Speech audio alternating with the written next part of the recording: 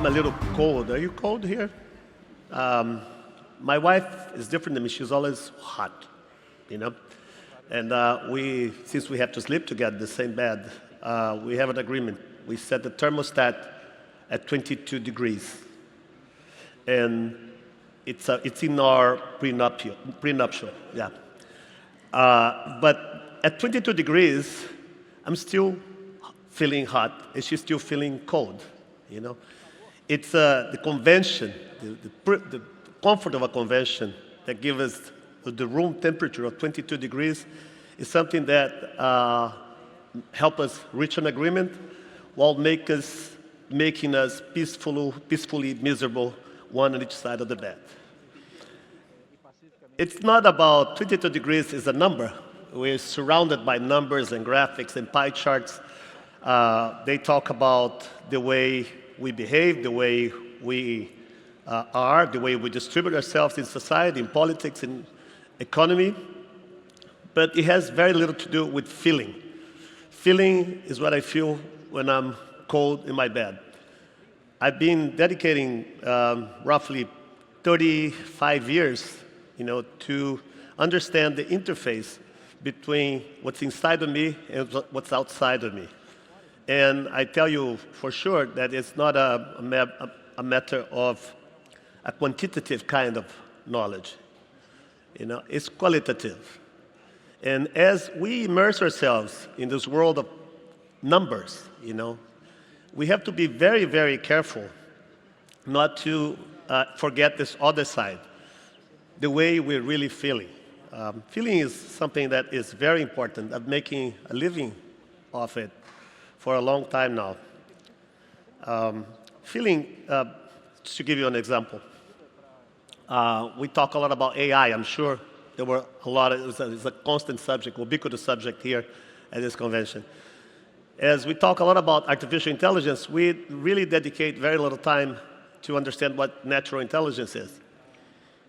For me, natural intelligence or intelligence is the ability of any living thing, no matter how small or how simple it is, to feel and react. Feeling and reacting, it's something that is essential, and it's the ultimate test of evolution. Every living thing that exists in the world is intelligent under this concept. Otherwise, it wouldn't be living. I think that what makes us different from the other species is the fact that we're not only able to feel and react, we develop tools that help us believe. Believing is something that separates us from the entire animal world. Believing is about relating to things that is outside the realm and the reach of our immediate senses. It is something that helps us connect to things that are in the past and elsewhere, and it also helps us connect to things that don't exist. Believing is an essential part of creativity, and it's something that I work with every day.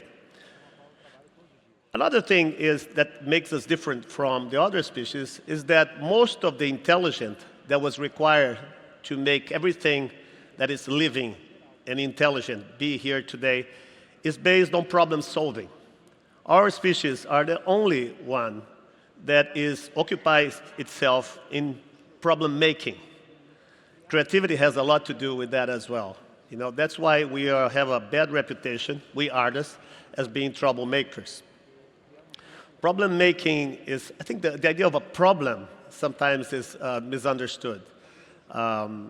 Problems are the essential part, it's actually the essence of what intelligence is.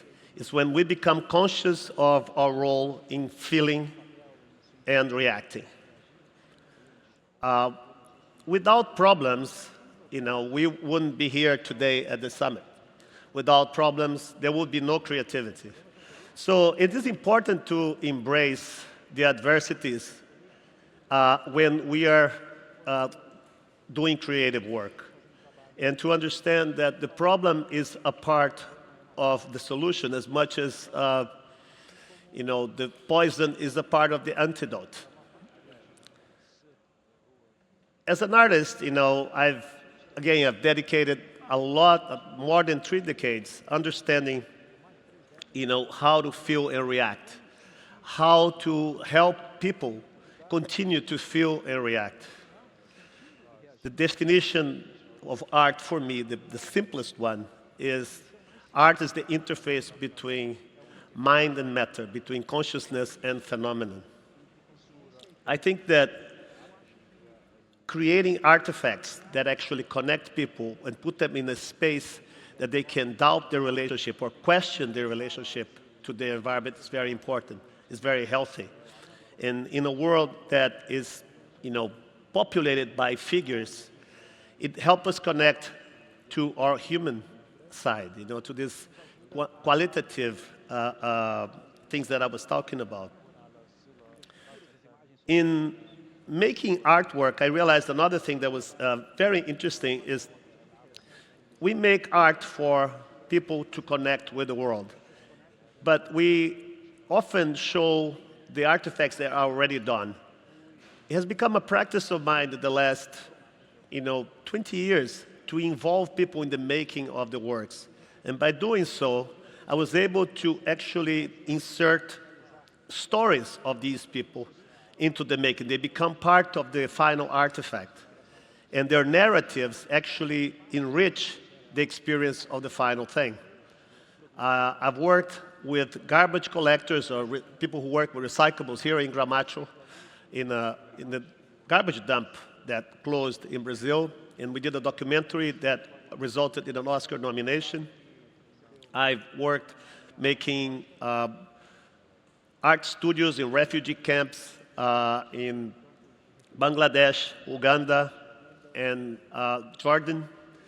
I've done every time these are very, global initiatives, but also very local ones. I've helped close, I kept open the daycare center that is about 50 meters from my house by doing an exhibition at the daycare center and having the proceeds of the sales go to keep the place open. I think when you involve, the artist gets involved with real world issues, at this level, there's always a capital element. You have to not only show what's happening, but also become part of the solution in terms of resources. Brazil is a very interesting place to create, and I spend most of my time here because I think creativity thrives on lack of material resources. Whenever you don't have something, you're forced to be creative. And I think there was a phrase that I always say, that creativity is the energy resulting from the friction between need and possibility. There's an enormous amount of potential, in the favelas, in the communities that lie outside the centers, where people are trying to make it. And I think there's a great responsibility from our part to make it happen. Art has, for me, become not only a way of understanding the world, but also helping people be part of this. I've included in the process of making the people who I portray. My latest project is with the Innocence Project. It's an institution that exonerates people who have been condemned by crimes that they did not commit. And it's the work that I've been doing right now. My time is running up. It's 10 minutes. It's very short to talk about everything that I do, and I thank you very much.